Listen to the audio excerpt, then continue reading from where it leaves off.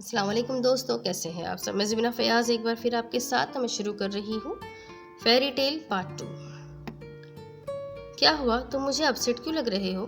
عروج نے سامنے ساری رنگینیوں سے لاپرواہ بیٹھے بلیک ڈیول سے پوچھا، جو بے تحاشا ڈرنک کر رہا تھا۔ ٹھیک کہا سویٹ ہارٹ، میں اپسیٹ ہی ہوں، اس نے اپنی سرخ آنکھیں اٹھا کر عروج کو دیکھتے ہوئے کہا۔ مگر کیوں ڈیئر، تم اداس کیوں ہو؟ آج تو میں نے تمہاری کامیابی کے اعزاز میں پارٹی دی ہے، تبھی پرل وہاں آتے ہوئے پوچھی، اور ساتھ ہی اس نے قہر آلود نگاہوں سے عروج کو دیکھا، جیسے وارن کر رہی ہو کہ اس سے دور رہو، یہ میرا ہے۔ پرل کی نگاہوں سے خوفزدہ ہوتے ہوئے عروج فوراً کاؤنٹر بار سے ڈرنک کا گلاس اٹھاتی وہاں سے بھاگ نکلی تھی۔ میں نہیں جانتا، بس اداس ہوں، اور یہ اداسی دھیرے دھیرے جیسے بڑھ رہی ہے۔ کیا تم بتا سکتی ہو پرل کہ میں کیوں اداس ہوں؟ اس نے افسردہ انداز میں پوچھا تھا۔ تمہیں شاید نشہ ہو رہا ہے ڈیول، پرل اسے پریشان اور فکر مندی سے دیکھتی ہوئی بولی۔ مجھے نشہ نہیں ہوتا ہے میڈم، اسی کا تو زیادہ غم ہے، وہ تلخ سی مسکراہٹ کے ساتھ بولا۔ تم مجھے میڈم مت کہو، رکو، میں تمہارے لیے کچھ لاتی ہوں جس سے تمہاری شکایت دور ہو جائے گی، پرل کہتی ہوئی وہاں سے ہٹ گئی۔ پرل کے ہٹتے ہی عروج پھر اس کے پاس آئی تھی۔ کیا تمہارے اور میڈم پرل کے درمیان کچھ چل رہا ہے؟ میری ایک صلاح ہے ڈیول، کہ اس سے دور رہنا، وہ ایک سائیکو کیس ہے۔ عروج اس سے کہہ رہی تھی، بھلا میرے اور پرل کے درمیان کیا چل سکتا ہے؟ عورتوں کی اوقات ہی کیا ہوتی ہے جو ان سے کوئی رشتہ بنایا جائے؟ اس نے تنفر سے کہا۔ تم عورتوں سے اتنی نفرت کیوں کرتے ہو؟ اس کی نفرت بھرے لہجے پر عروج نے حیران ہوتے ہوئے پوچھا تھا۔ کیونکہ وہ نفرت کے ہی قابل ہوتی ہے، کہتے ہوئے اس کی سرخ آنکھوں میں لمحے بھر کے لیے اذیت اتری تھی۔ تمہاری شدید نفرت بتاتی ہے کہ تم نے کسی سے محبت شدید تر کی ہے۔ عروج کے کہنے پر اس نے خالی خالی نگاہوں سے اسے دیکھا تھا۔ محبت اور نفرت کمال کی بات تھی کہ محبت کے نام پر اس کے ذہن میں وہ معصوم سا چہرہ آیا تھا، اور نفرت کے لفظ پر اپنی پہلی محبت کا ہنستا مسکراتا چہرہ نظر آیا تھا۔ اتنی کنفیوز کیوں ہو رہے ہو؟ کیا تم نے بھی محبت کی ہے؟ اگر ایسا ہوا تو یہ اس صدی کی سب سے بڑی جوک ہوگی۔ عروج ہنس کر بولی تھی، صحیح کہا، اس نے زخمی مسکراہٹ کے ساتھ تائید کی۔ ڈرنک کا گلاس لیے بلیک ڈیول کی جانب بڑھتی پرل ٹھٹک کر رکی۔ پرل نے شعلے اگلتی نگاہوں سے عروج کو بلیک ڈیول سے ہنس ہنس کر بات کرتے ہوئے دیکھا تھا۔ ساتھ ہی اس نے دیکھا کہ عروج اٹھ کر واش روم کی طرف جا رہی تھی۔ واش روم میں داخل ہو کر عروج خود کو مرر میں دیکھ رہی تھی کہ اسے مرر میں اپنے علاوہ بھی دوسرا عکس نظر آیا۔ وہ بوکھلاتی ہوئی پلٹی۔ میڈم پرل، میں نے وارن کیا تھا نا تمہیں کہ اس سے دور رہو، تمہیں سمجھ نہیں آیا؟ پرل طیش میں کہتی ہوئی عروج کے بال مٹھیوں میں جکڑتی اس کے چہرے پر مرر دے ماری تھی۔ عروج تکلیف و اذیت سے چیخ اٹھی، سسک رہی تھی۔ ہر ایک سے کہہ دو کہ کالا دیو اب صرف میرا ہے، اس لیے اس سے دور رہے، پرل تکلیف سے مچلتی عروج کے کان میں نہایت سرد ایب نارمل انداز میں کہہ رہی تھی۔ پرل طیش میں کہتی ہوئی عروج کے بال مٹھیوں میں جکڑتی اس کا چہرہ مرر پر دے مار رہی تھی۔ عروج تکلیف اذیت سے چیخ رہی تھی، سسک رہی تھی۔ پھر جھٹکے سے عروج کو چھوڑتی ہی کارا سے اسے دیکھتی وہ واش روم سے باہر نکل گئی تھی۔ مجھے یوں لگنے لگا ہے کہ جیسے میں اب تمہارے بنا نہیں رہ سکتی، پرل مسکرا کر کہتی ہوئی اس کے بازو کی چیئر پر بیٹھتے ہوئے بولی، جس پر اس کے چہرے پر ایک طنزیہ مسکراہٹ نمودار ہوئی تھی۔ میں نے تمہارے بارے میں ریسرچ کی ہے، تم لڑکیوں کو صرف اس وقت تک بھاؤ دیتے ہو جب تک وہ تمہارے پیروں میں جا کر نہیں گرتی، اور جب تمہارے قدموں میں جا گرتی ہے تو تب تم انہیں ہاتھ لگائے بغیر ٹھکرا دیتے ہو، اور پھر وہ تمہارے پیچھے روتی پھرتی ہے۔ کیوں کرتے ہو تم ایسا؟ تم نے میرے بڑھے ہوئے ہاتھ کو بھی اس دن ٹھکرا دیا تھا، کیا تم نے میرے ساتھ بھی ایسا ہی کیا؟ یا پھر تم ابھی تک نیک اور پارسا ہو، بغیر نکاح کے کسی کو اپنی زندگی میں شامل نہیں کرو گے؟ اگر ایسا ہے تو کیا ہم شادی کر لیں؟ پرل ڈرنک کا گھونٹ لیتی بلیک ڈیول کو غور سے دیکھتی ہوئی پوچھ رہی تھی، اور پھر ہاتھ بڑھا کر اس کی پیشانی پر پھیلے بالوں کو ہاتھ سے صحیح کرتے ہوئے مسکراتے ہوئے بولی، میں ٹھیک نہیں ہوں اور میں نیک بھی نہیں ہوں۔ وہ ڈرنک کی گلاس پٹکتا بلبلا کر بولا، یوں لگا جیسے بچھو نے اسے ڈنک دے مارا ہو، اور عورت کی یہی اوقات ہے کہ وہ میری قدموں میں آ گرے اور میں ان پر ایک نگاہ ڈالے بغیر بے مول کر دوں۔ وہ میرے پیچھے روتی پھرے، میرے لیے تڑپتی پھرے، ان کے آنسو تڑپ مجھے سکون دیتے ہیں۔ اور شادی؟ وہ کہتے کہتے مذاق اڑانے والے انداز میں ہنسنے لگا۔ شادی؟ عورت اس کے لائق ہی نہیں ہوتی کہ اسے شادی کر کے عزت دی جائے۔ مائی فٹ شادی، آئندہ ایسا کہنے کی جرت بھی مت کرنا۔ اپنی پیشانی سے پل کا ہاتھ جھٹکتا ہوا وہ حقارت سے کہتا چیئر سے اٹھا تھا۔ پل بلیک ڈیول کے کسی بات کا برا مانے بغیر دور جاتے بلیک ڈیول کی پشت کو پرسوچ انداز میں دیکھ رہی تھی۔ دوسری طرف ستوی شاپنگ پہ چلی گئی نا؟ درہ ضلع کے کمرے سے ملحق گیلری میں کھڑی ستوی کو مارسیا کی آواز آئی تھی جو کمرے کے اندر تھی۔ ہاں بالکل، یہ بھی کوئی پوچھنے کی بات ہے، ستوی نے جواب دیا تھا جو اپنے سیل فون پر لگی تھی۔ عدن کی چھٹیاں ابھی ختم نہیں ہوئی تھی، اس لیے ستوی نے اپنی چھٹیاں مزید بڑھا لی۔ یہ تو طے تھا عدن نے جب تک مہاسیما میں رہنا تھا، ستوی نے بھی تب تک مہاسیما سے جانا نہیں تھا۔ تبھی اسے مخصوص ہارن کی آواز سنائی دی، وہ ہارن جسے سن کر اس کا خون کھول اٹھا تھا۔ ستوی نے نگاہ اٹھا کر گیٹ کے اس پار دیکھا جہاں کار سے عدن اور ہمنا نکلے تھے۔ ستوی کو لگا جیسے ہمنا نے اسے دیکھا ہو۔ تبھی نہ جانے کیا ہوا کہ ہمنا اس طرح ہو گئی جیسے گرنے ہی والی ہو، جسے عدن نے آگے بڑھ کر سنبھالا تھا۔ یہ سین دیکھ کر تو ستوی کا تو جیسے خون ابلنے لگا تھا۔ سمجھتا کیا ہے وہ خود کو، کہیں کا سپر ہیرو ہے؟ وہ تنفن کرتی ہوئی کمرے میں آتے ہوئے بڑبڑائی تھی، جس پر دونوں بہنوں نے اسے سر اٹھا کر دیکھا تھا۔ اب کیا کر دیا ہے چاچو نے؟ مارسیا نے پوچھا جو سنگل کاؤچ پر ترچھا ہو کر لیٹی تھی۔ اس کی گود میں لیپ ٹاپ تھا جس کے کی پیڈ پر ابھی بھی اس کی انگلیاں چل رہی تھی۔ البتہ اپنی مخصوص چیئر پر کتاب پڑھتی ہوئے درہ ضلع نے اسے تعصب سے دیکھا تھا۔ میں نے اگر اس کھڑوس میجر کو اپنے خوبصورت قدموں پر نہ جھکایا نا تو میرا نام بھی ستوی یوسف نہیں ہے، اس نے عزم سے کہا تھا۔ مارسیا میری شرٹ استری کر دو۔ دروازے سے ابھرتی افنان تقی کی آواز پر ستوی کے ہوش اڑے تھے اور زور سے ہچکی آئی تھی، جس کی پشت دروازے کی جانب تھی۔ وہ اتنی جلدی اوپر کیسے آ گیا تھا؟ کیا وہ واقعی میں کوئی سپر ہیرو تھا؟ مارسیا اپنی ہنسی ضبط کرتے ہوئے ستوی کو دیکھا جس کی آنکھیں خوف سے پھٹی تھی اور زبان دانتوں تلے دبائے ہوئے تھی۔ چاچو مہاسیما میں اتنے سارے ملازمین ہیں، نہ جانے آپ کو ان سے کیا چڑ ہے؟ انہیں دیجیے نا، مارسیا نے بے ساختہ چڑھتے ہوئے کہا تھا۔ میرا مطلب ہے کہ انہیں ہم فری کے پیسے تو نہیں دیتے نا؟ افنان کی بھویں اچکا کر دیکھنے پر مارسیا نے لہجہ بدل کر کہا تھا۔ ہر کام کے لیے ملازمین پر منحصر رہنا ٹھیک نہیں ہے، اپنے کام ہمیں خود بھی کر لینا چاہیے۔ افنان نے کہا تھا۔ وہی تو میں کہہ رہی ہوں چاچو، آپ اپنے کام خود کر لیجیے نا، نہایت ڈٹائی سے مارسیا نے کہا تھا۔ لائیے دیجیے چاچو، میں کر دیتی ہوں۔ اگلے ہی پل درہ ضلع نے بڑھ کر افنان سے شرٹ لیا تھا۔ میرا پیارا بیٹا۔ عدن کو بے ساختہ اس پر پیار آ گیا تھا، نرمی سے اس کے سر پر ہاتھ پھیرا۔ کچھ سیکھنا چاہیے تمہیں مارسیا، اپنی چھوٹی بہن سے، عدن کہتے ہوئے جانے کے لیے مڑا تھا۔ چاچو، آپ کو ایک عدد بیوی سے بھی نوازا گیا ہے، آپ اپنی بیوی سے کام کیوں نہیں کرواتے؟ ہمیشہ ہم دونوں بہنوں کی شامت آتی ہے۔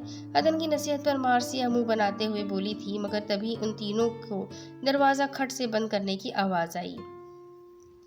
اسے تمہاری آواز سنائی نہیں دے گی، کبھی سنائی نہیں دے گی، کیونکہ اس میں اس کا ذکر تھا۔ وہ میرے معاملے میں بہرا ہو جاتا ہے اور مجھے گونگی سمجھتا ہے۔ ستوی بری طرح تپ اٹھی تھی۔ اسے تو بس اپنی پیاری ہمنا کی ہی آواز سنائی دیتی ہوگی۔ مجھے پورا یقین ہے اگر ہمنا کی جگہ میں گر رہی ہوتی نا تو مجھے بھاڑ میں جھونک کر جا چکا ہوتا۔ بس اب بہت ہو گیا، اب دیکھو میں کیا کرتی ہوں۔ ستوی کا غصہ جیسے سوا نیزے پر جا پہنچا تھا۔ مارسیا لیپ ٹاپ آف کرتی اسے ٹیبل پر رکھی تھی۔ چاچو آپ کے ہی ہے، انہیں آپ کی ہی طرف لوٹانا ہے، بس تھوڑا صبر کرے، صبر کا پھل میٹھا ہوتا ہے۔ وہ نہیں چاہتی تھی کہ ستوی غصے میں ایسا کچھ بھی کرے جس کے متعلق سے وہ بعد میں افسوس کرے۔ اب صبر کرنے پر صبر کا پھل کسی اور کا ہو جاتا ہے، ستوی تنک کر بولی تھی، جس پر مارسیا بے ساختہ ہنس پڑی۔ یعنی اب آپ مزید صبر نہیں کرنے والی؟ بالکل بھی نہیں، میں صبر کی انگلی پکڑ کر بہت چل لی، اتنا چلی کہ اب صبر کی بھی صبر ٹوٹ گئی۔ کہنے لگا بہن اب میرا گھر آ گیا، اب تو میرے بنا اکیلی سفر کر۔ مارسیا کے پوچھنے پر ستوی بولی، اوہ ستوی، جس پر مارسیا پھر ہنس پڑی تھی۔ آئرن اسٹینڈ پر عدن کا شرٹ آئرن کرتی درازیلا کے لبوں پر بھی مسکراہٹ تھی۔ اور شاپنگ کا کیا؟ شاپنگ کے لیے تو کوئی بے وقوف ہی منع کر سکتا ہے۔ مارسیا کے پوچھنے پر صدفی فوراً بولی، میں نہیں جا رہی، مجھے آپ دونوں بالکل بھی زور زبردستی نہیں لے جا سکتی، درازیلا کہہ اٹھی۔ جس پر صدفی اور مارسیا ایک دوسرے کو دیکھ کر ہنسنے لگی۔ کیا آپ دونوں میرا مذاق اڑا رہی ہے؟ درازیلا انہیں مشکوک نگاہوں سے دیکھتی شرٹ لیے عدن کے کمرے کی جانب بڑھ گئی تھی۔ دوسری طرف بلیک ڈیول آج پھر ازغر شہر آیا ہوا تھا۔ نہ جانے کیوں یہ شہر اچانک ہی اسے اپنا اپنا سا لگنے لگا تھا۔ اس نے اس معصوم چہرے کو اسی شہر میں دیکھا تھا جو اپنی ایک جھلک دکھا کر گم ہو گئی تھی۔ وہ اسے 2 دن تک یونیورسٹی میں ڈھونڈتا رہا تھا کہ شاید وہ وہاں پڑھتی ہو، مگر وہ نہیں ملی۔ شہر کے ہر راستے میں اس نے اس چہرے کو کھوجنے کی کوشش کی تھی۔ آج تھک ہار کر وہ مال چلا آیا۔ اسے پرل کے لیے گفٹ لینا تھا۔ اس ہفتے اس کا برتھ ڈے تھا اور یہاں بھی وہ ہر چہرے میں اسے ڈھونڈنے کی کوشش کر رہا تھا۔ وہ اسے نگر ڈھونڈنا بالکل نہیں چاہتا تھا۔ وہ ایسا نہیں کرنا چاہتا تھا، مگر جیسے وہ بے بس تھا۔ ایک عجیب سی بے چینی اور اضطراب سا اس کے رگوں پے میں دوڑ رہا تھا جس سے وہ جلد از جلد چھٹکارا چاہتا تھا۔ کاش کہ اے رب مجھے وہ مل جائے۔ بڑے دنوں بعد اس نے بے دھیانی میں اپنے اللہ کو شدت سے پکارا تھا، تبھی وہ کسی سے ٹکرایا۔ سوری۔ دونوں نے ساتھ میں ہی ایک دوسرے سے گھبرا کر معافی مانگی۔ بلیک ڈیول سامنے موجود فل سیاہ حجاب میں ملبوس لڑکی کو دیکھ مایوس ہوا تھا اور اگلے ہی پل آگے بڑھ گیا۔ اور ادھر درازیلا انتہائی شرمندہ، شرم سے پانی پانی ہوتے ہوئے روحان سی ہو رہی تھی اور دل میں پختہ ارادہ کی اگرچہ دونوں کتنا ہی ضد کیوں نہ کرے، وہ آئندہ مال کبھی نہیں آئے گی۔ ان دونوں کی ضد کی وجہ سے وہ آ تو گئی تھی اور ہمیشہ کی طرح شاپنگ سے بیزار درازیلا تنہا رہ گئی تھی اور شاپنگ لور وہ دونوں الگ ہو گئی تھی۔ درازیلا کب سے انہیں ڈھونڈ رہی تھی اور ان دونوں کو ڈھونڈنے ہی کے چکر میں وہ ایک غیر محرم سے ٹکرا گئی تھی۔ یہ احساس اسے غیر آرامدہ کر رہا تھا اور تبھی سامنے سے وہ دونوں لدی پھدی آتی ہوئی نظر آئی۔ آپ دونوں ہمیشہ مجھے اکیلا چھوڑ دیتی ہے، ان کے قریب آنے پر خفگی سے بولی۔ کیا ہوا؟ کیوٹی ڈال؟ صدفی کا انداز ایسا تھا جیسے کسی چھوٹی سی بچی سے استفسار کر رہی ہو۔ میں اب بچی نہیں ہوں خالہ جانی، وہ مزید خفگی سے کہتی ہوئی پلٹی۔ ہمیشہ خالہ جانی، آپی، چاچو اور بابا اسے کسی بچے جیسا ٹریٹ کرتے تھے، حالانکہ وہ اب بڑی ہو چکی تھی اور اب ایک بڑا مدرسہ چلا رہی تھی۔ رفاقتوں کا میری اس کو دھیان کتنا تھا، زمین لے لی مگر آسمان چھوڑ گیا۔ ماحول پر رات کا سناٹا طاری تھا، آسمان پر پورا چاند چمک رہا تھا، دور سے ماسیما اور ماسیما کے اوپر چمکتا چاند کسی خوابی دنیا کا حصہ لگ رہا تھا۔ ماسیما کی دوسری منزل پر ماسٹر بیڈ روم روشنی میں ڈوبا تھا، مگر آرز تقی ابھی تک کمپنی سے نہیں لوٹے تھے۔ ماسٹر بیڈ روم سے لگ کر درازیلا کا کمرہ اندھیرے میں ڈوبا تھا، مگر سائیڈ لیمپ کی روشنی میں وہ تکیے پر کتاب رکھے اس پر جھکی ہوئی تھی۔ اس کے لبوں پر جاندار مسکراہٹ تھی، دور سے دیکھنے پر وہ کتاب کوئی فیری ٹیل کی کتاب لگتی تھی۔ اس کے سامنے والا کمرہ روشنی میں ڈوبا تھا جو مارسیا کا تھا، مگر مارسیا اس وقت رات کے 12:30 بجے بھی اپنے کمرے میں نہیں تھی۔ اس کے بازو والا کمرہ اندھیرے میں ڈوبا تھا اور اس میں لاک لگا ہوا تھا، کیونکہ عدن اپنے یونٹ واپس لوٹ چکا تھا، اس لیے عدن کے سامنے والا کمرہ بھی خالی تھا جو کہ صدفی کا تھا، وہ بھی اپنے ہاسٹل لوٹ چکی تھی۔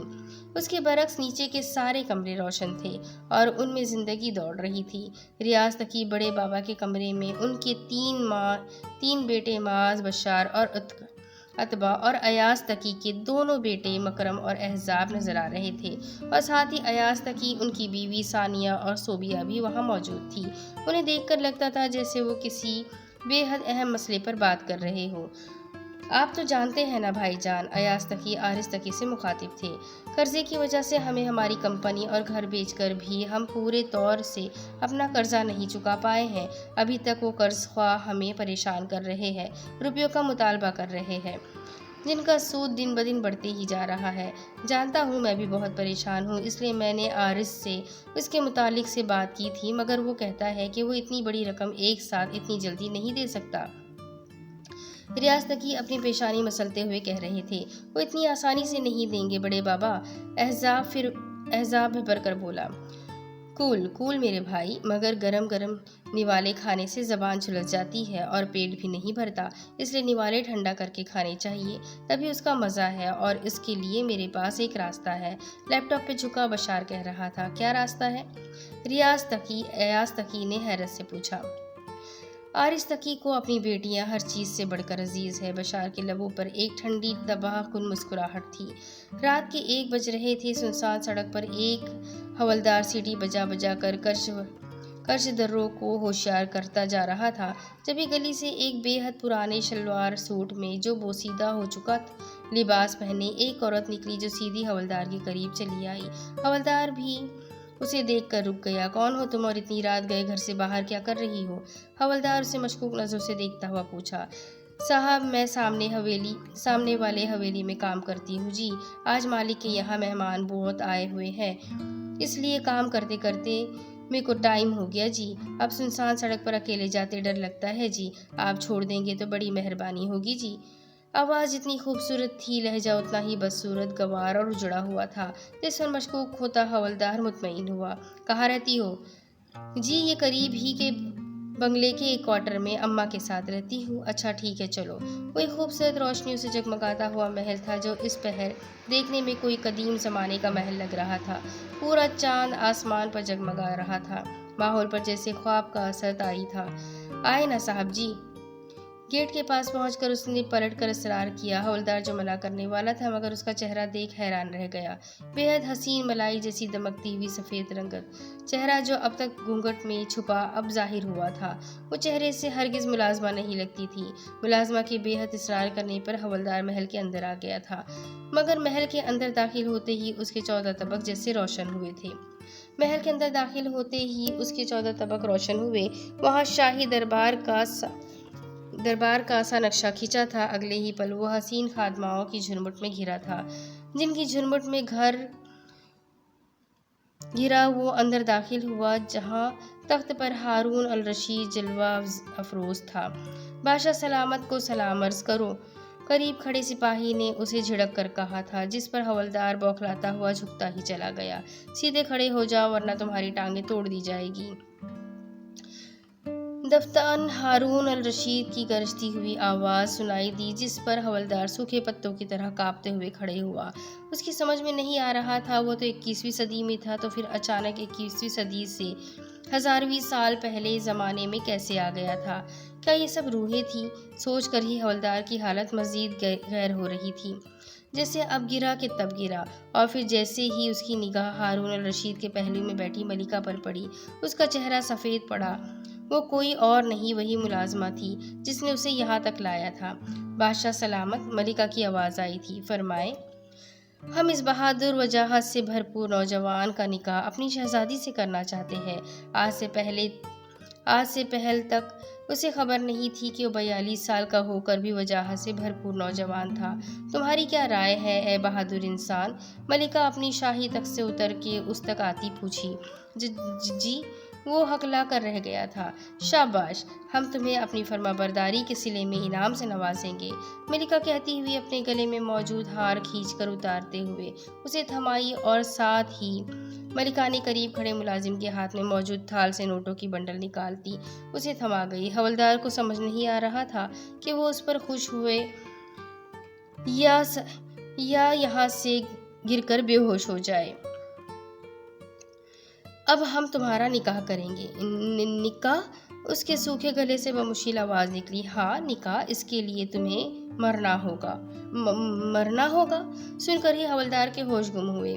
اور نہیں تو کیا، تم کیا سمجھ رہے ہو کہ ہم جیتے جاگتے انسان سے؟ بالکل بھی نہیں، ہم تو مقدس روحیں ہیں جو عنقریب تمہیں بھی بنا دیں گے۔ حوالدار کی سوچنے سمجھنے کی یہ آخری حد تھی۔ اگلے ہی پل وہ تیورا کے فرش پر گرا تھا، جس پر شاہی دربار کے شاہی روحیں قہقہا لگانے لگی تھیں۔ دوسری طرف مارسیا سیل فون پر ٹیکسٹ کا جواب دیتی ماسیما سے لان میں نکلی تو اسے لان میں چیئر پر بشار بیٹھا دکھا جو لیپ ٹاپ میں بزی تھا، اور اس کے سامنے ہی امل بیٹھی تھی جو ایاز چاچو کی سب سے چھوٹی بیٹی تھی، اور ساتھ ہی اس نے دیکھا کہ ایما چائے اور لوازمات سے بھری ٹرالی لے جا رہی تھی۔ ایما عمل سے بڑی تھی۔ اس کے خاندان کی لڑکیوں کے لیے بشار بہت پرکشش تھا، ہینڈسم، اسمارٹ، ریاستکی کی کمپنی میں اچھی پوسٹ پر تھا۔ ان سب خوبیوں کے سبب لڑکیاں تو لڑکیوں کی مائیں بھی اس کے ارد گرد گھومتی تھی، جس کے سبب بشار کی مما صوبیہ گردن اکڑائے گھومتی رہتی، اگرچہ بشار ان کا سگا بیٹا نہیں تھا۔ اکثر جانتے تھے کہ بشار کو انہوں نے اڈاپٹ کیا تھا۔ مارثیہ عمل اور ایما کو جلانے کی خاطر بشار کے سامنے موجود خالی چیئر پر جا بیٹھی تھی، جس پر کب سے لیپ ٹاپ میں مصروف بشار نے سر اٹھا کر اسے دیکھا۔ ہائے مارثیہ، کیسی ہو؟ بشار نے سیل فون میں مصروف سی مارثیہ کو مخاطب کیا۔ ویری فائن، اس نے مصروف سا جواب دیا تھا، البتہ وہ جانتی تھی کہ عمل اور ایما جل کر خاک ہو رہی ہوگی۔ تمہاری اسٹڈی کمپلیٹ ہو گئی ہے نا؟ سو اب کیا ارادے ہیں؟ بشار لیپ ٹاپ بند کرتا فرصت سے پوچھ رہا تھا۔ مارثیہ جانتی تھی کسی کو گھاس نہ ڈالنے والا بشار اسے ضرور نوٹس کرے گا۔ آخر کار صدفی کے کلوز جو تھی، بیچاریاں جانتی نہیں تھی یہ بات، اور فضول میں ہی محنت کری جا رہی تھی، اور نہ ہی چاچو جانتے تھے اس بات کو، ورنہ بشار کی ہڈیاں اب تک سلامت نہیں رہتی۔ مارثیہ نے تمسخرانہ نگاہوں سے ان دونوں کو دیکھتے ہوئے سوچا تھا، جو اسے کھا جانے والی نگاہوں سے گھور رہی تھی اور جل جل کر سیاہ ہو رہی تھی۔ فاسٹ نیوز کو جوائن کروں گی، وہ اسی عام سے بے نیاز لہجے میں بولی جس پر عمل اور ایما مزید خاک ہوئی تھی۔ تو اب یہ ٹی وی پر بھی دکھے گی؟ ورلڈ نیوز کو کیوں نہیں؟ وہ تو سب سے ٹاپ پر ہے۔ بشار کے پوچھنے پر وہ مسکرائی۔ میں فاسٹ نیوز کو ورلڈ نیوز سے بھی مزید اوپر لے جاؤں گی، وہ اٹل لہجے میں کہتی ہوئی اٹھ کھڑی ہوئی اور ان دونوں کو دیکھا جو جل جل کر کباب ہو رہی تھی۔ بائے بشار بھائی۔ بشار کو ہاتھ ہلاتے ہوئے وہ اپنے اسپورٹس کار کی جانب بڑھ گئی تھی، اور بشار حیران تھا کہ جو سیدھے منہ بات تک نہیں کرتی تھی، آج کیسے اتنے اچھے سے بات کر گئی تھی۔ مارثیہ لنچ کے لیے ماں سیما آئی تھی۔ خیر وہ لنچ تو باہر بھی کر سکتی تھی، مگر آج سنڈے تھا۔ آج کے دن صدفی اور سیما آتی تھی اور خود ہی سے ناشتہ، لنچ اور ڈنر کا اہتمام بھی کرتی تھی۔ سنڈے کے دن وہ کہیں بھی ہو مگر کھانے وقت ماں سیما میں موجود ہوتی تھی، کیونکہ وہ صدفی کے ہاتھوں کا کھانا مس نہیں کر سکتی تھی۔ وہ گیٹ سے اندر اپنی اسپورٹس کار لا رہی تھی کہ اسے لیٹر باکس میں خاکی لفافہ نظر آیا۔ گاڑی سے اتر کر لیٹر باکس سے لفافہ نکالتی اس نے چوکیدار کو گاڑی اندر لے جانے کا اشارہ کیا تھا۔ وہ لیٹر کو الٹ پلٹ کر دیکھ رہی تھی، نہ بھیجنے والے کا نام تھا اور نہ ہی ایڈریس۔ مارثیہ حیران ہوتی ہوئی لان کے مخصوص حصے کی جانب بڑھی جہاں وہ سب ٹیبل پر ڈنر کے لیے موجود تھے۔ تبھی مارثیہ کی نگاہیں کھڑکی پر پڑی جہاں صوبیہ بڑی ماں کھڑی بڑی حسرت بھری نگاہوں سے ٹیبل پر چنے کھانوں کو تک رہی تھی، جس پر مارثیہ کی ہنسی چھوٹ گئی۔ بیچاری صدفی کے ہاتھ کے بنے کھانے بے حد مس کرتی تھی۔ کیا ہوا؟ تم اس طرح کیوں ہنس رہی ہو؟ ہنستی ہوئی مارثیہ کو دیکھ صدفی نے حیرت سے پوچھا، جو اس کے بازو چیئر گھسیٹ کر بیٹھ رہی تھی۔ میری تو خیریت ہے، مگر ان کھانوں کی ہرگز نہیں ہے۔ مارثیہ نے کہتے ہوئے کھڑکی کی جانب دیکھا اور اس کی نگاہوں کے تعاقب میں صدفی نے بھی دیکھا تھا، اور وہاں صوبیہ کو کھڑے دیکھ وہ بھی مسکرا دی۔ صوبیہ ان دونوں کو اپنی جانب مسکراتا اور بات کرتا دیکھ خفیف سی ہو کر پیچھے ہٹی تھی، اور اگلے ہی پل دونوں کو بھر بھر کر کوس رہی تھی۔ یہ کیا ہے آپی؟ درہ ذیلا نے حیرت سے مارثیہ کے سامنے ٹیبل پر رکھے خاکی لفافے کو گھورا۔ لیٹر ہے، مگر حیرت کی بات ہے کہ اس پر بھیجنے والے کا نہ نام اور نہ پتہ موجود ہے۔ مارثیہ لفافہ چاک کرتے ہوئے کہہ رہی تھی۔ کیا لکھا ہے؟ صدفی مارثیہ کو خط پر جھکا دیکھ خود بھی جھک گئی۔ آرزتکی اور درہ ذیلا ان دونوں کا چہرہ دیکھ رہے تھے، جن کا چہرہ پل پل رنگ بدل رہا تھا۔ کیا لکھا ہے؟ وہ دونوں خط پڑھ چکی تو درہ ذیلا متجسس سی پوچھ اٹھی۔ پتہ نہیں کیا اوٹ پٹانگ لکھا ہے، یقیناً کسی نے شرارت کی ہے۔ مارثیہ برا سا منہ بنائے خط ٹیبل پر ڈال کر اپنی پلیٹ سیدھی کرنے لگی، مگر اگلے ہی پل درہ ذیلا نے اس کے سامنے سے خط اٹھایا۔ زور سے پڑھے ذیلی۔ اسے خط پڑھتے دیکھ آرزتکی بولے۔ جی بابا۔ فرمانبرداری سے سر ہلاتی وہ بلند آواز میں پڑھنے لگی۔ آرزتکی، اگر اپنی بیٹیوں کی سلامتی چاہتے ہو تو 50 کروڑ روپے لے کر کالی پہاڑی پر چلے آؤ۔ ربش! نہ جانے کس بچے نے جاسوسی ناول کی لائن لکھنے کی کوشش کی ہے۔ کالی پہاڑی، ٹوٹل ربش! مارثیہ برا سا منہ بنائے کہہ رہی تھی۔ بابا، بھائی جان! درہ ذیلا اور صدفی کی خوفزدہ چیخ پر مارثیہ نے گھبرا کر آرزتکی کو دیکھا۔ جن کا چہرہ خوف و پریشانی سے سفید پڑ گیا تھا۔ بابا کیا ہوا آپ کو؟ درازیلا آرستقی کی ٹھنڈی ہتھیلی مسلتے ہوئے روتے ہوئے پوچھ رہی تھی۔ بابا آپ ٹھیک ہے نا؟ بابا آپ ٹھیک ہے نا؟ مارسیا ان کے چہرے پر پڑے ساکت وجود کو دیکھتے خوفزدہ سی پوچھ رہی تھی۔ میں ڈاکٹر کو کال کرتی ہوں۔ صدفی اپنے رخسار پر پھسل آئے آنسوؤں کو ہتھیلی سے صاف کرتی سیل فون پر نمبر ڈائل کرنے لگی تھی۔ بابا! ان کی دونوں شہزادیاں انہیں تڑپ کر خوفزدہ سی پکارے جا رہی تھی، جو ان کے متاع حیات تھی، جو ان کی دنیا تھی۔ اگر انہیں کچھ ہوا تو یہ سوچ کر ہی جیسے ان کا دل کام کرنا بند کر رہا تھا۔ پریشانی کی کوئی بات نہیں ہے، بس ہائپر ٹینشن کی وجہ سے عارض صاحب کی بی پی شوٹ کر گئی تھی، مگر اب نارمل ہے۔ ڈاکٹر ہراسا خوفزدہ سی نظر آتی ان تینوں کو تسلی دے رہا تھا اور اپنا سامان اٹھاتا کمرے سے نکل گیا۔ ٹینشن؟ اس خط کے سننے کے بعد بابا کی یہ حالت ہوئی تھی۔ کیا بابا نے اس خط کو سیریس لے لیا ہے؟ درازیلا معصومیت سے ان دونوں کو دیکھتی ہوئی پوچھ رہی تھی۔ ایسا کچھ نہیں ہے ذیلی، بس بھائی جان کی اچانک بی پی بڑھنے کی وجہ سے ایسا ہوا۔ تم سوچ کر خود کو ہلکان مت کرو۔ صدفی آگے بڑھ درازیلا کو خود سے لگاتی تسلی دیتے ہوئے بولی، اور مارسیا کا ذہن رفتار سے دوڑ رہا تھا۔ اس خط کی وجہ سے بابا کی یہ حالت ہوئی تھی، تو تب یہ خط ہرگز شرارت نہیں تھا، اور اگر یہ شرارت نہیں تھا تو پھر اچانک ان کا دشمن کون پیدا ہو گیا تھا؟ اور اگلے ہی پل وہ یہ جاننے کے لیے آرستقی پر جھکی۔ بابا آپ پریشان کیوں ہو رہے ہیں؟ وہ تو ایک مذاق تھا نا؟ وہ پوچھ رہی تھی، جس پر آرستقی نظریں ملائے بغیر سر ہلا گئے تھے، اور مارسیا ان کی اس انداز پر کچھ سمجھ نہیں پا رہی تھی۔ عدن سنتے ہی دوسرے دن چلا آیا۔ وہ سیدھا آرستقی کے کمرے میں آیا تھا، جہاں وہ تینوں بیٹھی تھی۔ بھائی جان آپ ٹھیک تو ہے؟ دے ان تینوں نے تمہیں خبر بھی دی؟ تمہیں بھی خبر؟ آرستقی خفگی سے ان تینوں کو دیکھتے ہوئے بولے، البتہ ان کے دل کو عدن کے آنے سے بے حد سکون ملا تھا۔ وہ لیٹر کہاں ہے؟ عدن نے مارسیا سے پوچھا، جس پر مارسیا قریب کے دراز سے لیٹر نکال کر اسے تھمائی۔ لیٹر تھامتا عدن نے ان دو سطروں کو پیشانی پر بل ڈالے پڑھا تھا۔ بھائی جان یہ کسی کی شرارت لگتی ہے۔ عدن کے کہنے پر ان کے لبوں پر ایک عجیب سی مسکراہٹ نمودار ہوئی تھی۔ ہاں یہ شرارت ہے، انہوں نے بھی مان لیا، مگر عدن آرستقی کی مسکراہٹ پر چونک اٹھا۔ آرستقی کی مسکراہٹ سے اسے الجھن میں ڈال گئی تھی۔ اگر یہ مذاق نہیں تھا تو پھر بھائی جان اس لیٹر بھیجنے والے کو جانتے تھے۔ تم سب یہاں سے جاؤ، مجھے بھائی جان سے کچھ ضروری بات کرنی ہے۔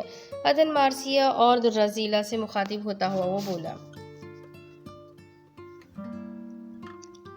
درازیلا تو فوراً اٹھ کر چلی گئی تھی۔ مارسیا نے جاتے جاتے صدفی کو بھی چلنے کا اشارہ کیا، جو آرستقی کے پاس بیڈ پر بیٹھی تھی، جسے صدفی نے نظر انداز کر دیا۔ چاچو سے ڈانٹ کھائے بغیر تو آپ مانیں گی نہیں؟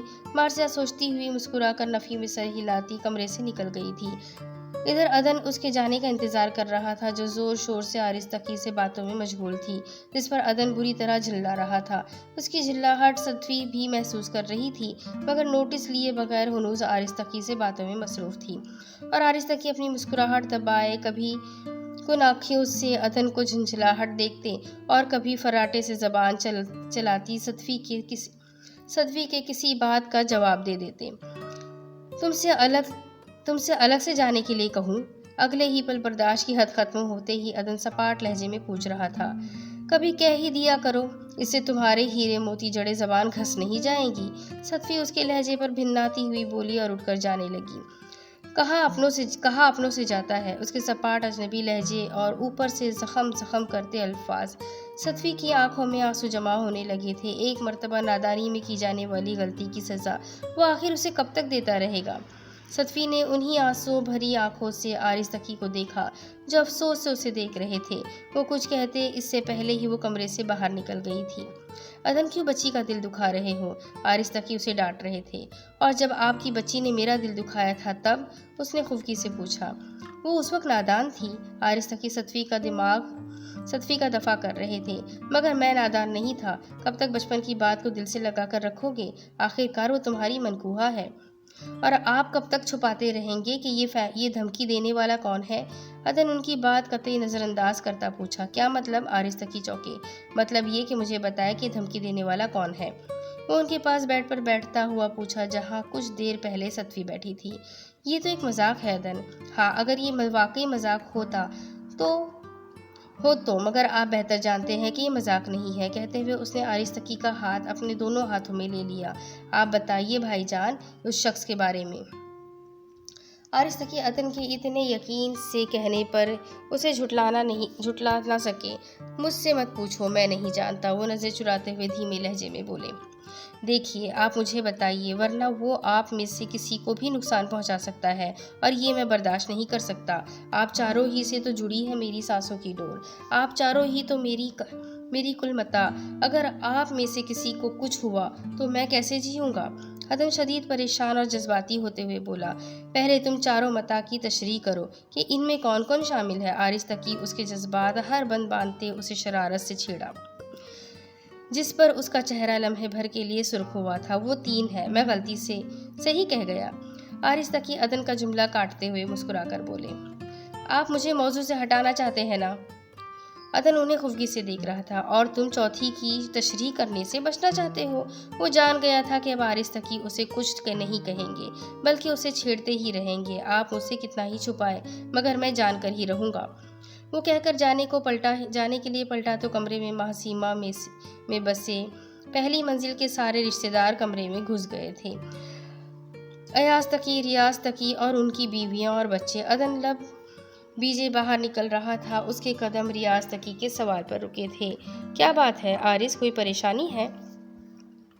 نہیں بھائی جان، کوئی پریشانی نہیں ہے، سب ٹھیک ہے۔ آرستکی کا جواب سن کر وہ باہر نکل آیا۔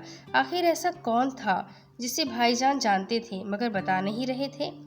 تم کہاں جا رہی ہو؟ مارسیہ دررزیلا سے پوچھتی ہوئی اس کے کمرے میں داخل ہوئی تھی، جہاں دررزیلا مرر کے سامنے کھڑی اپنے عبایا کے اوپر کا اسکارف سیٹ کر رہی تھی۔ ہدیۃ البنات، دررزیلا کی جانب سے مختصر سا جواب آیا تھا۔ کچھ دنوں کے لیے جانا بند کر دو۔ مگر کیوں آپی؟ مارسیہ کے کہنے پر دررزیلا نے اسے پلٹ کر دیکھا۔ بس احتیاطاً۔ مگر کس لیے؟ وہ تو ایک مذاق تھا نا۔ یہ اگر مگر کیوں کر رہی ہو؟ جو کہا ہے وہ مان کیوں نہیں لیتی؟ مارسیہ جھلا کر بولی، جس پر دررزیلا نے اسے حیرت سے دیکھا تھا۔ آج سے پہلے کبھی مارسیہ نے اس سے ایسے انداز میں بات نہیں کی تھی۔ مارسیہ دررزیلا کا حیران پریشان روحان سا چہرہ دیکھ کر شرمندہ ہوئی۔ سوری زیلی، دیکھو میں تھوڑی پریشان ہوں، اس لیے تھوڑی روڈ ہو گئی۔ میں تمہارے معاملے میں کوئی رسک نہیں لے سکتی، اگرچہ وہ مذاق ہی کیوں نہ ہو۔ مارسیہ اب اسے نرمی سے کسی بچے کو سمجھانے جیسے انداز میں سمجھا رہی تھی۔ مارسیہ صحیح کہہ رہی ہے زیلی بیٹا، تم کچھ دن محسیمہ سے باہر مت نکلنا۔ عدن کہتا ہوا کمرے میں داخل ہو رہا تھا۔ وہ بہت پریشان نظر آ رہا تھا۔ یہ محبت کا جذبہ اللہ نے عجیب سا بنایا۔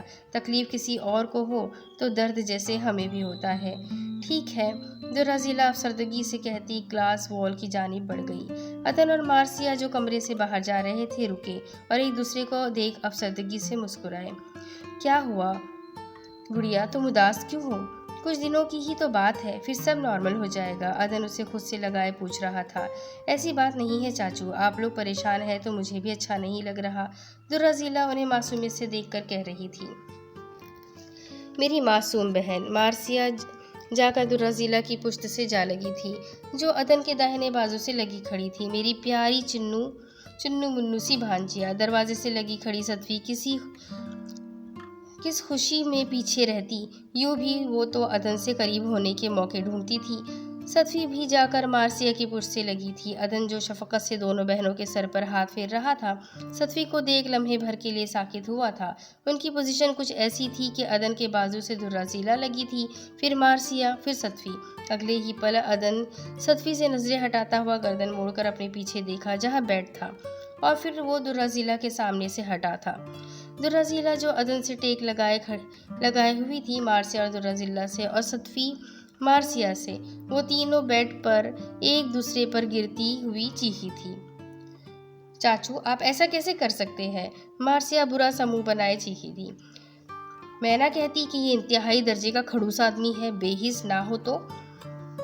ستوی بری طرح بگڑتے ہوئے بولی۔ وہ تینوں ابھی تک ایک دوسرے پر گری پڑی تھی۔ دررزیلا مسکراتے ہوئے برا بھلا کہتی مارسیہ اور ستوی کو دیکھ رہی تھی، ساتھ ہی اس نے کمرے سے نکلتے عدن کے لبوں پہ بھی ہلکی سی مسکراہٹ دیکھی تھی۔ دررزیلا کی فیری ٹیل کی وہ سبھی خوبصورت کردار تھے جن سے اس کی زندگی مکمل ہوتی تھی۔ وہ اپنی فیری ٹیل کی پرنسس تھی جس کا ناز و نخرہ کسی پرنسس کی طرح ہی اٹھایا گیا تھا۔ وہ جانتی ہی نہیں تھی کہ غم دکھ کسے کہتے ہیں، آنسو کیسے ہوتے ہیں۔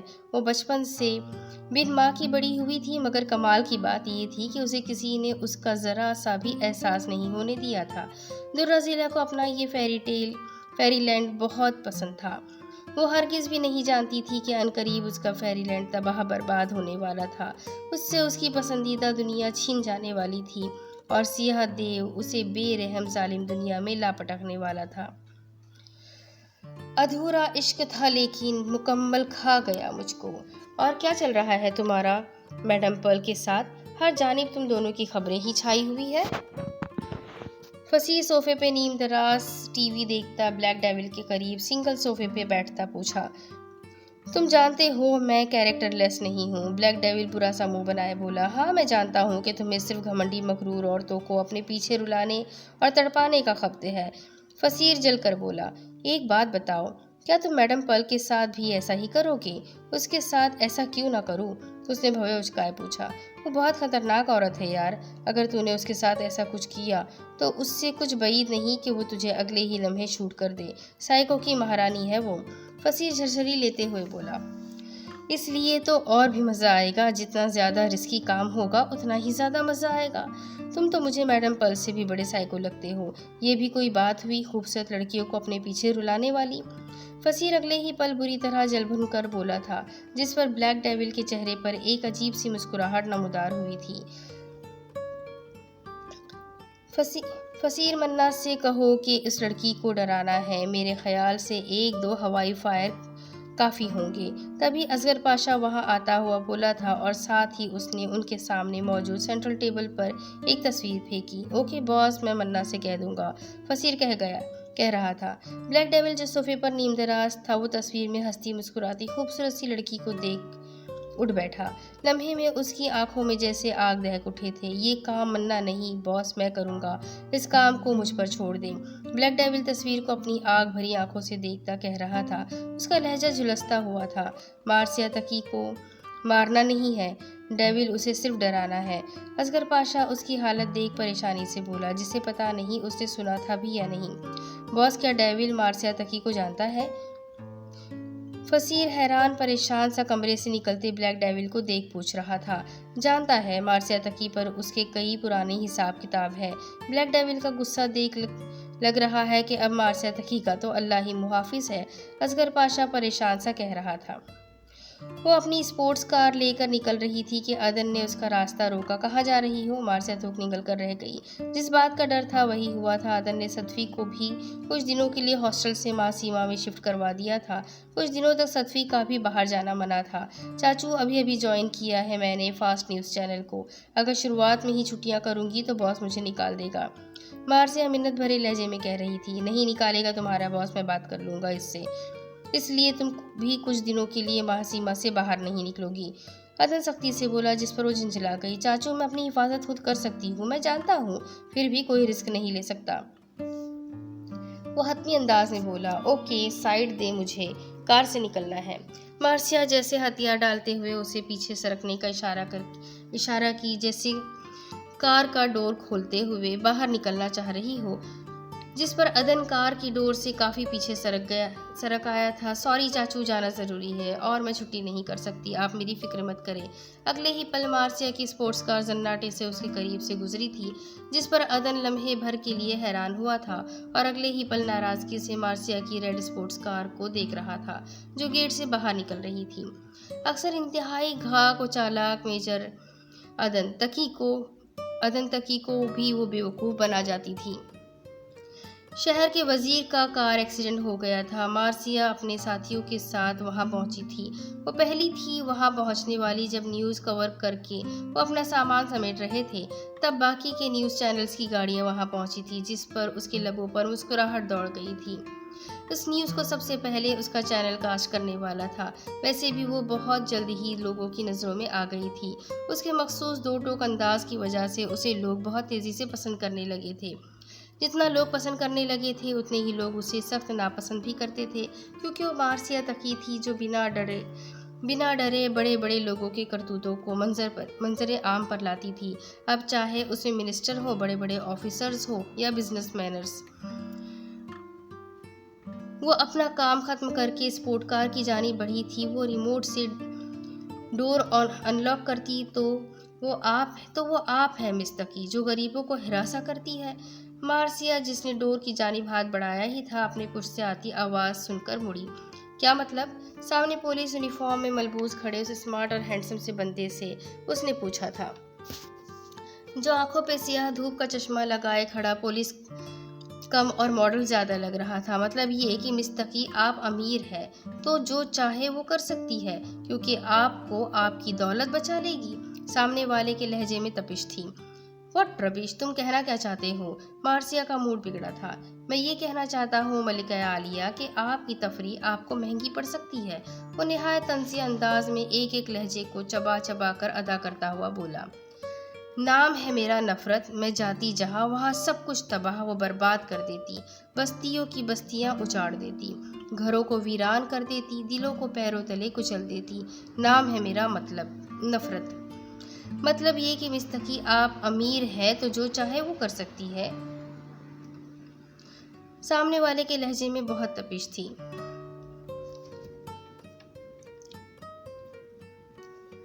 आपका एडवेंचर काफ़ी खतरनाक होता है। अगर ऐसे में किसी की जान चली जाए तो क्या आप अपने पैसों से उसकी जान भी खरीद देती है? उसका लहजा काफ़ी तल्ख था, जिस पर मार्सिया ने हैरान होते हुए गौर से उसे देखा। उसने तो उसे कभी अपनी शरारत का निशाना नहीं बनाया था। तुम होते कौन हो मुझे इतना लेक्चर देने वाले? और शायद तुम इस शहर में नए हो। मैं मार्सिया तकी हूँ। मैं कभी गलत नहीं करती, हमेशा गलत के खिलाफ आवाज़ उठाती हूँ। वो तीखी नज़रों से उसे घूरती हुई सख्त लहजे में बोली। सही कहा, मैं आपके शहर का नया एसईपी हूँ। फौजान जुल्कफल का लहजा मार्सिया को सुलगा रहा था। ऐसे बात कर रहा था गोया उस पर एहसान कर रहा हो। हाँ तो? मार्सिया ने ठंडे ठार बदतमीज अंदाज में पूछा। तो ये कि मिस तकी, अगर किसी ने आपके खिलाफ कंप्लेन दर्ज की तो मुझे आपको अरेस्ट करने से ना आपके बिजनेसमैन बाबा रोक पाएंगे, ना मेजर चाचू, जिनके दम पर आप ये सब करती है। फौजान ने तल्ख और तहकीर आमेज लहजे में कहा। व्हाट रबिश, क्या बकवास कर रहे हो तुम? हाँ, कौन करेगा मेरी कंप्लेन? और बीच में मेरे बाबा और चाचू को मत लाओ। तुम जैसे के लिए तो मैं ही काफ़ी हूँ। मार्सिया ने अपना लहजा फौजान से ज़्यादा तल्ख और तहकीराना इख्तियार किया, जिस पर फौजान बुरी तरह सुलग उठा। तुम जैसी जर्नलिस्ट मुझे सख्त जहर लगती है। हसन साहब, मार्सिया के कहने पर उसने निहायत ही नफरत से कहा था और साथ ही किसी को पुकारा। अभी उसका दिल चाह रहा था कि मार्सिया को अभी ले जाकर टॉर्चर सेल में बंद कर दे। उसे ऐसी लड़कियां सख्त जहर लगती थी। अच्छा, अगर मैं जहर लगती हूँ तो शायद तो तुम भी नहीं लगते। मार्सिया ने तंज़आमेज़ मुस्कुराहट लबों पर सजाए हुए कहा, और साथ ही उसने हसन साहब नामी शख्स को देखा। क्या यही थी वो नौकरानी और मलिका हारून अल रशीद? जी साहब। फौजान के पूछने पर वो हवलदार अभी भी कांपता हुआ बोला था, जिसे उसे रात के मनाजिर याद आ गए हों। क्यों अंकल, वो तो एक मजाक था। और क्या आप मेरी कंप्लेन करेंगे? अगर आपको याद हो तो मैंने आपको 50,000 जितनी रकम भी दी थी। मार्सिया ने पेशानी पे बल डालकर कहा था। जी नहीं करूँगा, हवलदार फौरन बोला था, जिस पर फौजान ने घूर कर उसे देखा। मुझे माफ़ कर दीजिए साहब, मैडम से जो रकम मिली थी उससे मेरे बहुत से मसले हल हो गए थे। एक तरह से ये उनका एहसान है मुझ पर। हवलदार ने फौजान से नजरें मिलाए बगैर धीमे लहजे में कहा था और वहाँ से हट गया। और कौन करेगा मेरी कंप्लेन? मार्सिया ने तमस्खराना अंदाज में पूछा और अपनी गाड़ी की जानिब पलटी थी। मैं वार्न करता हूँ मार्सिया तकी, तुम्हें आइंदा ऐसा कुछ हुआ तो तुम्हें कोई नहीं बचा पाएगा। जब भी मार्सिया को झटका लगा था, उसने हैरत से फौजान को देखा, जिसने आगे बढ़कर जाती मार्सिया की कलाई मजबूती से पकड़कर उसे जाने से रोका था और साथ एक एक लफ्ज निहायत नफरत से चबा चबा कर अदा कर रहा था। हाउ डेयर यू, तुमने मुझे छूने की जुर्रत भी कैसे की? भड़क कर कहती मार्सिया ने झटके से उसका हाथ छुड़ाकर फौजान की कलाई पकड़कर उसकी पुश्त की जानिब मोड़ते हुए कहा। ये सब मार्सिया ने इतनी फुर्ती से किया कि फौजान भी दंग रह गया था। अब तुम्हें न्यूज़ में अपनी तस्वीर देखकर कैसे लगेगा, वो भी इस हालत में कि तुम एक लड़की से मार खा रहे हो? मार्सिया फौजान की कलाई और बाजू मरोड़े اس کی پشت سے لگائے جان چلاتی لہجے میں بولی۔ فوزان نے گردن موڑ کر جلتی نگاہوں سے اسے دیکھا تھا، جو بڑے سے بلو گوگل اور ماسک میں اپنا چہرہ چھپا گئی تھی اور ساتھ ہی اپنی شخصیت بھی۔ فوزان نے سر گھما کر سامنے دیکھا، جہاں ساری میڈیا جو منسٹر کی نیوز کور کرنے آئے تھے اسے چھوڑ ان پر فوکسڈ ہو گئے تھے۔ دوسری طرف شاپنگ پلازا میں ایک سنسان راہداری میں کھلی ونڈو کے سامنے کھڑا وہ گن کے لینس میں سے مارسیا تقی کو دیکھ رہا تھا، جو آج پھر کسی کو ذلیل کر رہی تھی۔ آخر تمہیں گھمنڈ کس بات کا ہے مارسیا تقی؟ کیا اپنی خوبصورتی کا یا اپنی شیطانی دماغ کا؟ بلیک ڈیول اپنی لمبی سی گن کے لینس میں سے مارسیا کو دیکھ کر کہہ رہا تھا، یا پھر تمہارے اس دل کا جس کا مالک کوئی بن نہیں پاتا؟ کہتے ساتھ ہی اس نے لینس میں دیکھتے مارسیا کے دل کا نشانہ لیا۔ اگر تمہارا یہ نام نہاد دل ہی نہ رہے تب؟ بلیک ڈیول کے لبوں پر ایک شفاف مسکراہٹ نمودار ہوئی تھی۔ ہیڈ لائن کچھ یوں ہوگی: شہر کا ایک SCP ایک لڑکی سے پٹتا ہوا۔ مجھے مارسیا کہتے ہیں۔ مجھ سے دور رہنا ہی تمہاری صحت کے لیے درست ہوگا۔ مارسیا اسے انگلی اٹھا کر وارن کرتی ہوئی اپنی کار کی جانب پلٹی تھی۔ ڈور کھولتی مارسیا کو عجیب سا احساس ہوا تھا۔ اسے لگا وہ کسی کی نظروں کی تپش میں ہے۔ اس کی چھٹی حس اچانک ہی الارم کرنے لگی تھی۔ اس نے جھٹکے سے سر اٹھا کر سامنے شاپنگ پلازا کی جانب دیکھا تھا۔ اس سے پہلے کہ اسے کچھ نظر آتا، فوزان نے اسے اپنی جانب کھینچا اور تبھی اسپورٹ کار کی فرنٹ ونڈو کی کانچ کے چھناکے سے ٹوٹنے کی آواز آئی۔ وہ تیزی سے دھڑکتے دل کے ساتھ فوزان سے لگی کھڑی تھی۔ شاپنگ پلازوں کی جانب اسے فوزان کی چلانے کی آواز آئی تھی۔ دھماکہ کرنے کی کوشش تھی یا مارنے کی؟ صرف 2 سیکنڈ لگے تھے اسے خود کو سنبھالنے میں۔ اگلے ہی پل فوزان سے جھٹکے سے دور ہوتی اس نے اپنے آس پاس کی افراتفری پر نظریں دوڑائی۔ وہ پولیس کے درگے میں تھی۔ نیوز چینلز اس پر کیمرہ فوکس کیے اپنی ہاکے جا رہے تھے۔ انہیں ایک ساتھ دو چٹخارے دار نیوز مل گئی تھی۔ سچ شکر کہ اس کا چہرہ چھپا تھا۔ مجھے گھر جانا ہے اپنی گاڑی لے کر، مارسیا نے سخت اکتائے ہوئے انداز میں کہا تھا، کیونکہ وہ جانتی تھی کہ ان سب سے چھٹکارا اسے اب جلدی نہیں ملنے والا تھا۔ اپنے ماتحتوں کو دوڑاتا ہوا فوزان، جو کچھ دیر پہلے اسے خود ہی قتل کرنے کا سوچ رہا تھا، اب اس کی سیفٹی کی فکر میں تھا۔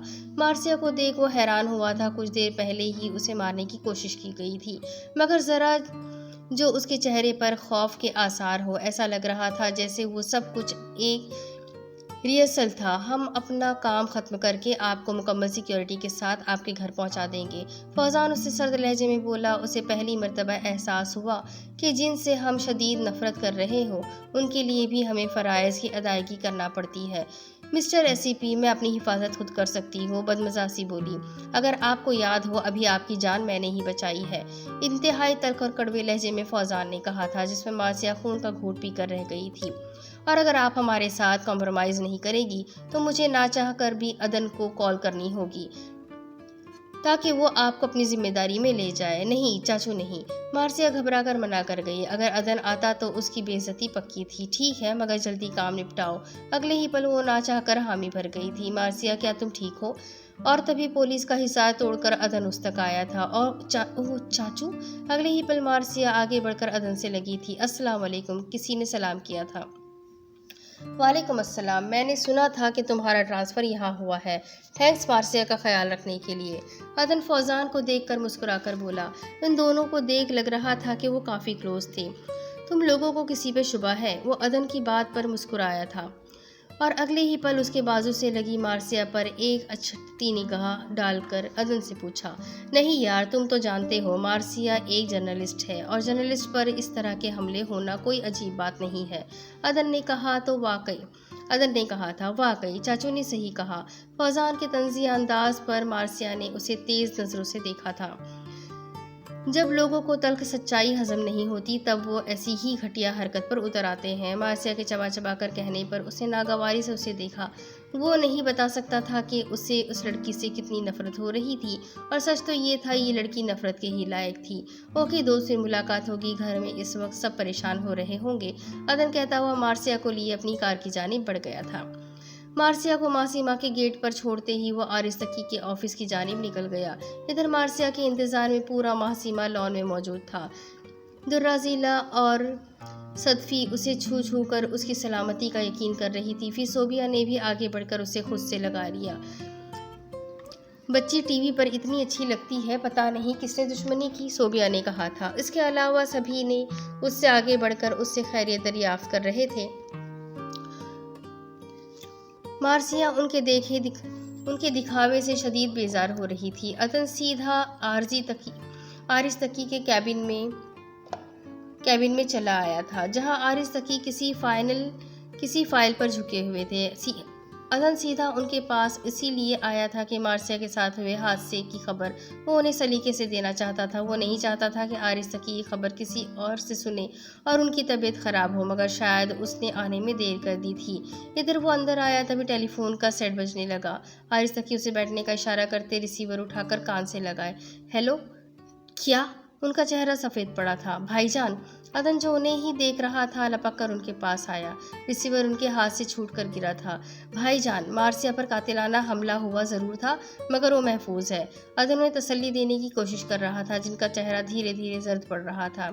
وہ مارثیہ تھی جو خود کی حفاظت کر سکتی تھی، اگر اس کی جگہ ذیلی ہوتی تو۔ آرز تقی کے سینے میں شدید درد اٹھا تھا۔ وہ اپنے داہنے ہاتھ سے سینہ سہلانے لگے۔ بھائی جان، آپ ٹھیک تو ہے؟ عدن انہیں بے قراری سے پکار رہا تھا۔ میری معصوم درہ ذیلا، ذیلی۔ ان کا درد بڑھتے جا رہا تھا۔ بھائی جان، ذیلی کو کچھ نہیں ہوگا، عدن ان سے کہہ رہا تھا، مگر ان کی آنکھیں ذیلی کہتے ہوئے ہی بند ہو رہی تھی۔ عدن کانپتے ہاتھوں سے سیل فون کان سے لگائے کہہ رہا تھا، ہیلو ایمبولینس۔ اس کی آواز بھررائی ہوئی تھی۔ اس مرتبہ آرز تقی کو شدید قسم کا ہارٹ اٹیک ہوا تھا۔ کرشمہ تھا یا دعاؤں کے حصار میں تھے جو بچ گئے تھے، مگر ابھی بھی ان کی حالت کافی نازک تھی، اسی لیے ڈاکٹرز نے ان سے ملنے کی اجازت نہیں دی تھی۔ ایمرجنسی روم کے سامنے محسیمہ کے سارے باسی جمع ان کے لیے دعا گو تھے۔ دوسرے دن ان سے ملنے کی اجازت ملی تو مارثیہ سب سے پہلے دوڑ کر ان سے جا لگی تھی۔ بابا! اس کی آنکھیں بھیگ گئی تھیں۔ وہ خاصی مضبوط اعصاب کی مالک تھی، جسے صرف لوگوں کو رلانا آتا تھا، رونا نہیں، اور اس وقت اپنے بابا کو دیکھ موم کی طرح پگھلی تھی۔ سائیڈ میں کھڑا فوزان ذوالکفل اسے بے یقینی سے دیکھ رہا تھا۔ درہ ذیلا کہاں ہے؟ انہوں نے نحیف سی آواز میں پوچھا۔ کیسے ہیں بھائی صاحب آپ؟ ثانیہ چاچی ان سے مخاطب ہوئی۔ ذیلی کہاں ہے؟ ہر سوال کے جواب میں وہ صرف درہ ذیلا کو ہی پکارے جا رہے تھے۔ بابا، وہ چاچو کے ساتھ آ رہی ہے، مارثیہ نم آنکھوں سے انہیں دیکھتی ہوئی بولی۔ بابا! جب ہی آرز تقی کی جانب دوڑ کر آتی ہوئی درہ ذیلا رک سی گئی۔ یہ اس کے بابا تو نہیں لگ رہے تھے، بے حد کمزور، برسوں کے مریض جیسے بابا۔ وہ روتی ہوئی ان سے جا لگی تھی۔ میری ذیلی، میری بچی۔ درہ ذیلا کو خود سے لگانے کے بعد ہی آرز تقی کے بے قرار دل کو جیسے قرار آیا تھا۔ عدن ان تینوں کو زبردستی محسیمہ بھیج رہا تھا، جو قطعی جانا نہیں چاہتی تھی، مگر عدن کی سخت گھوریوں پر منہ لٹکاتی وہ تینوں جانے کے لیے رضامند ہو گئی تھی۔ مس مارثیہ تقی۔